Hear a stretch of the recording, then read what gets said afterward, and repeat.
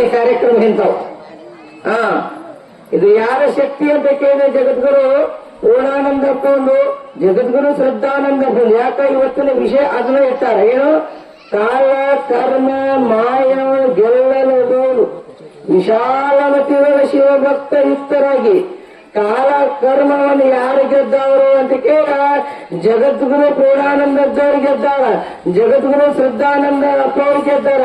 ಅವ್ರಿಗೆಲ್ಲ ಕಾಲ ಯಾಕ ಯಮನ ಬಾಧೆಯನ್ನ ಗೆದ್ದವರು ಯಾರು ಜಗತ್ತಿನವರಂತ ಕೇಳಿದ್ರ ಜಗದ್ಗುರು ಪೂರ್ಣಾನಂದ ಅಪ್ಪ ಗೆದ್ದ ಅಂತ ತಪಸ್ಸಭೂಮಿಯನ್ನ ಏನ್ ಮಾಡಿದ, ತಪೋನಿಧಿಯಾಗಿ ಮಾಡಿದ್ರು. ಯಾಕಂತ ಕೇಳಿದ್ರೆ ಇಲ್ಲೇ ಇದೇನು ಪರಮಾತ್ಮನ ಬಸವ ಕಲ್ಯಾಣ, ಶಿವಚಿಂತೆ ಶಿವಜ್ಞಾನವಿಲ್ಲದ ಮನುಜನಿಗೆ ಬಸವಣ್ಣವ್ರು ಹೇಳ ಎಲ್ಲಿ ಯಾವ ಊರಾಗ ಮಠ ಇರಂಗಿಲ್ಲ ಅದು ಸುಡಗಾಡಂದಾರ, ಯಾವ ಊರಾಗ ಮಹಾತ್ಮರು ಇರಂಗಿಲ್ಲ ಅದು ಸ್ಮಶಾನ ಅಂದಾರ. ಇಂಥ ಒಂದು ಪುಣ್ಯದ ಊರಿನಲ್ಲಿ, ಪುಣ್ಯದ ನಾಡಿನಲ್ಲಿ ಜಗದ್ಗುರು ಯಾವ ಪೂರ್ಣಾನಂದಪ್ಪವರು, ಜಗದ್ಗುರು ಶ್ರದ್ಧಾನಂದಪ್ಪವರು ಕಾಲ ಕರ್ಮ ಯಮನ ಬಾಧೆಯನ್ನು ಕೂಡ ಮೀರಿ ಭಗವಂತನಾಗಿ ಹೋರಾಡಿದವರು ಜಗದ್ಗುರು ಶ್ರದ್ಧಾನಂದಪ್ಪ ಪೂರ್ಣಾನಂದಪ್ಪ. ಜಗದ್ಗುರು ಗದಿಗಿನ ಪೀಠವನ್ನು ವಹಿಸವರು ಯಾರೋ ಜಗದ್ಗುರು ಪೂರ್ಣಾನಂದ ಶ್ರದ್ಧಾನಂದಪ್ಪ ಅವರು.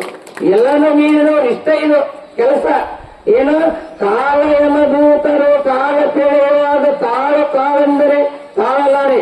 ಕಾಲ ಯಮದೂತರು ಎಲ್ಲರೂ ಏನ್ ಮಾಡಿದ್ರು ಅಂತ ಕೇಳಿದ್ರ ಎಲ್ಲರೂ ಜಗ್ಗ ಕತ್ತರು, ಯಮನ ಬಾಧೆ ಹೋಗ್ಬೇಕಂತ, ಇವನ ಕರ್ಮ ತೊಯ್ಬೇಕಂತ ಜಗ್ಗ ಕತ್ತರು.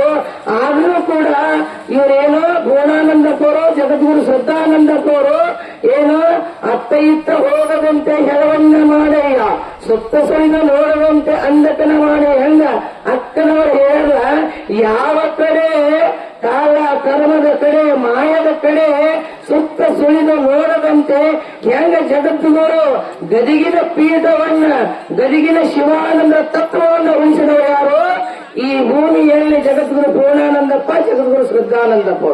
ಎತ್ತಾಗ ಹೋಗ್ಲಿಲ್ಲ ಅವ್ರಿ, ಅವ್ರಿಗೆಲ್ಲ ಬಂದು ಮಾಯನೂ ಬಂತು, ಯಮನ ಬಂದು ಏನ ಕಾಲನು ಬಂದೈತಿ. ನೀವು ಏನ್ ಮಾಡಬೇಕಂತ ಕೇಳಿದ್ರ ಜಗದ್ಗುರು ಶ್ರದ್ಧಾನಂದಪ್ಪ ಶಿಷ್ಯರಾಗಿ ಶಿವಭಕ್ತ ಯುಕ್ತರಾಗಿರಿ ಎಂದರು. ಭಗವಂತನ ಚಿಂತನ, ಭಗವಂತನ ನಾಮಸ್ಮರಣೆ ಏನಂತ ಕೇಳಿದ್ರ ಹುರಿ ಹಿಕ್ಕಿ ಒಳಗ ಗೊಲ್ಲಾಳೇಶ್ವರ ಈಶ್ವರನ ಕಂಡಾನ, ಬದನೆಕಾಯಿ ಒಳಗ ಬಸವಣ್ಣವರ 12ನೇ ಶತಮಾನ ಕಾಲದಾಗ ಒಬ್ಬ ಕಳ್ಳ ಏನಂತ ಕೇಳಿದ್ರೆ ತುಡುಗು ಮಾಡಕ್ ಬಂದಿದ್ದ. ತುಡುಗು ಮಾಡಾಕ ಬಂದಾಗ ಅಲ್ಲಿ ಏನೋ ತುಡುಗು ಮಾಡೋವರಿಗೆ, ಕಳ್ಳತನ ಮಾಡೋವರಿಗೆ, ಪಾಪ ಇದ್ದವರಿಗೆ ಪ್ರಸಾದ ಇಲ್ಲ ಅಂದ ಸಮಯದಲ್ಲಿ ಅಲ್ಲೇ ಏನು ಕಲ್ಯಾಣದೊಳಗ ಒಂದು ಬದನೆಕಾಯಿ ಕಟ್ಟುಕೊಂಡು ಕೊಳ್ಳಾಗ ಲಿಂಗಿನವರಿಗೆ ಊಟ ಕೊಡಂಗಿಲ್ಲ ಅಂತ ಆದೇಶ ಇತ್ತು.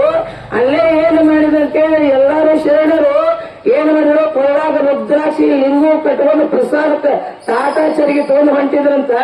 ಈ ಒಬ್ಬ ಪಾಪಿಷ್ಟ ಮನುಷ್ಯ, ಕಳ್ಳ ಮನುಷ್ಯ ಏನ್ ಮಾಡಿದ, ಇಲ್ಲಿ ಕೊಳ್ಳಾಗ ಲಿಂಗ ಇದ್ದವ್ರಿಗೆ ಏನು ಊಟ ಕೊಡ್ತಾರ, ನಾನು ಏನ್ ಮಾಡ್ಬೇಕಪ್ಪ ಅಂದಾಗ ಭಗವಂತನ ಚಿಂತನ, ಭಗವಂತನ ನಾಮಸ್ಮರಣೆ ಮಾಡಿ ಅಲ್ಲೇ ಒಂದು ಬದನೆಕಾಯಿ ಒಂದು ಅರವಿ ಒಳಗ ಕಟ್ಕೊಂಡು ಪ್ರಸಾದ ಕೊಡ. ಆ ಬದನೆಕಾಯಿ ಏನಾಗಿತ್ತು, ಲಿಂಗವಾಗಿತ್ತಂತ. ಏನಾಗಿತ್ತು, ಲಿಂಗವಾಗಿತ್ತು. ಒಂದ್ಸಲ ಏನಾಗಿತ್ತು ಅಂತ ಕೇಳಿದ್ರ ಯಾವ 4 ಮಂದಿ ಶ್ರೀಶೈಲ ಹೊಂಟಿದ್ರಂತ. 4 ಮಂದಿ ಶ್ರೀಶೈಲ ಹೊಂಟಿದ್ರಂತ. ಅಲ್ಲಿ ಒಬ್ಬ ಕುರಿಕಾಯಿ ಹುಡುಗ ಕುರಿ ಕಾಯಕತ್ತಂತ. ಅಲ್ಲಿ ಹೋಗಿ ಒಂದ್ ಸ್ವಲ್ಪ ನೀರಿದಂತ ಜಳಕ ಪೂಜೆ ಮಾಡ್ಕೋಕತ್ತಿದ್ರಂತ ಅವ್ರು ಶ್ರೀಶೈಲಕ್ಕೆ ಹೋಗೋ ಮಂದಿ. ಅವಾಗ ನೀವು ಏನಂತಲ್ಲ ಇದೇನೈತಲ್ಲ ನಿಮ್ ಕೈಯಾಗ ಇದೇನು ಅನ್ನುತ್ತ ಲಿಂಗು, ಇದು ಲಿಂಗ ಪೂಜೆ ಮಾಡ್ಕೋತೀವಿ ಅಂದ್ರಂತ 4 ಮಂದಿ ಭಕ್ತರು. ಅವಾಗ ಹಂಗ ನನಗೇನು ಗೊತ್ತಿಲ್ಲ, ಲಿಂಗು ಅನ್ನು ಗೊತ್ತಿಲ್ಲ, ಪರಮಾತ್ಮನು ಗೊತ್ತಿಲ್ಲ, ಮಂತ್ರನು ಗೊತ್ತಿಲ್ಲ, ನಾನು ಒಂದು 4 ಕೊಡ್ತೀನಿ. ಅವಾಗಿನ ಕಾಲದಾಗ ಪೈಸೆಗಳಿದ್ದು 4 ಕೊಡ್ತೀನಿ, ನೀವು ಶ್ರೀಶೈಲಕ್ಕೆ ಹೋಗಿ ಬರುವಾಗ ಆ 4 ರೊಕ್ಕ ಕೊಟ್ಟು ನನಗೂ ಒಂದ್ ಇಂಥದ್ದು ದೇವರಾಗ ತಗೊಂಬರ್ರಿ, ನಾನು ಪೂಜೆ ಮಾಡ್ಕೊತೀನಿ ಅನ್ನಂತ.